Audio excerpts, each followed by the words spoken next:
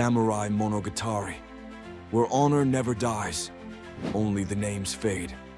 Step into the silent world of the warrior.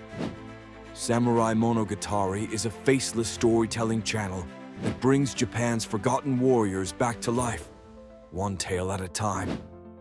Through haunting visuals, cinematic sound, and calm narration, we explore real historical accounts, mysterious legends, and lesser-known stories of samurai who lived, fought, and fell by the blade. Each episode reveals a different tale.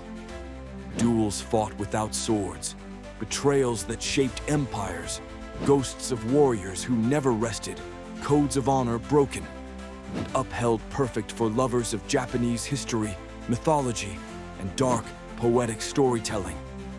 Subscribe and listen closely, because some legends refuse to die. June 21st, 1582. As dawn breaks over Kyoto, soldiers silently move through its narrow streets. Their leader, a man once trusted, now remembered as history's ultimate traitor, prepares to strike. This is the betrayal that shattered a dream, shook an empire, and changed the destiny of Japan.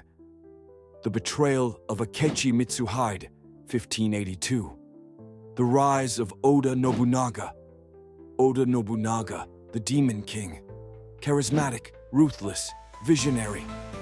In an era torn apart by clan warfare, he envisioned a unified Japan under strong, centralized rule.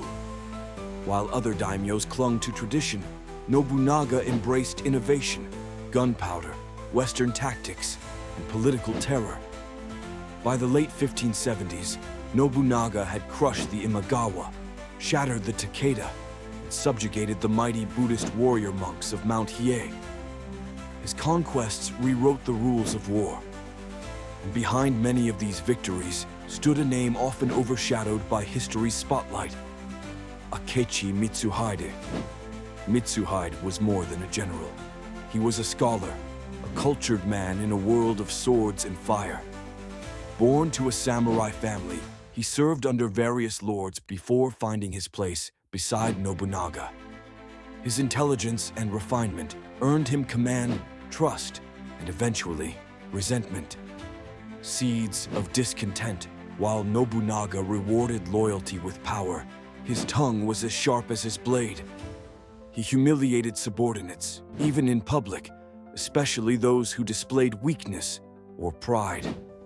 Akechi Mitsuhide, with his refined manners and prideful lineage, often bore the brunt of this cruelty. One incident became legend. Nobunaga, in front of other generals, scolded Mitsuhide for a strategic blunder, real or perceived, and struck him with a sandal. Another tale speaks of Nobunaga allowing the plundering of Mitsuhide's lands, punishing his mother, or dishonoring his courtly reputation.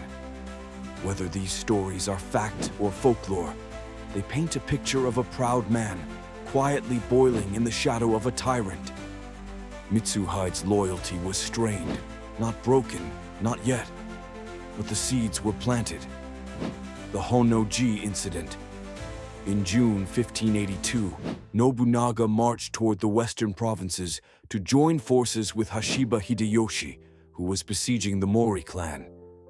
He stopped to rest in Kyoto at Honnō-ji Temple, with only a small retinue, confident in his absolute control of the realm. Mitsuhide, ordered to reinforce Hideyoshi, turned his army around. At dawn, he surrounded Honnō-ji and launched his attack. The temple was set aflame. Trapped, outnumbered, and betrayed, Nobunaga fought until his last arrow, before taking his own life, choosing seppuku over capture. It was an earthquake through the political landscape. The unifier of Japan had been felled, not by a rival, but by his own hand-picked retainer.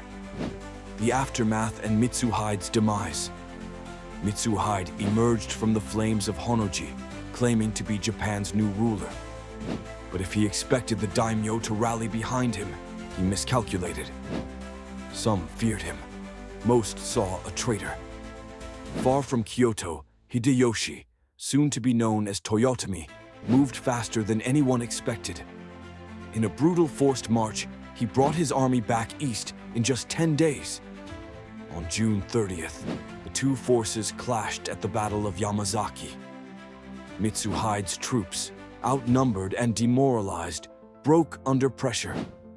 Within hours, his lines collapsed. As he fled through the forest, he was killed by a bandit, a peasant with a spear, or a former retainer. The reports vary. His reign lasted just 13 days. Legacy and interpretations. Why did Mitsuhide betray Nobunaga? Was it vengeance, political ambition, a belief that Nobunaga's tyranny threatened the land? Some modern historians suggest Mitsuhide saw himself as a corrective force, a man who struck to save Japan from despotism. Others argue he was simply a jealous man, consumed by pride and wounded honor.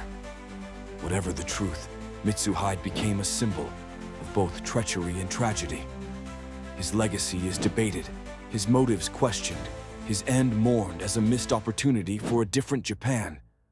But one truth remains: without Mitsuhide's betrayal, there might have been no Hideyoshi, no Tokugawa, no peaceful Edo period. The blade that ended one reign cleared the path for another. In the echoes of history, few acts reverberate as loudly as betrayal, and few betrayals were as shocking, as fateful, or as human as that of Akechi Mitsuhide. A general, a thinker, a traitor, or perhaps a martyr. The Betrayal of Akechi Mitsuhide, 1582. If this tale of betrayal, ambition, and honor intrigued you, don't forget to like, share, and subscribe. Join us as we journey deeper into the stories that shaped samurai Japan.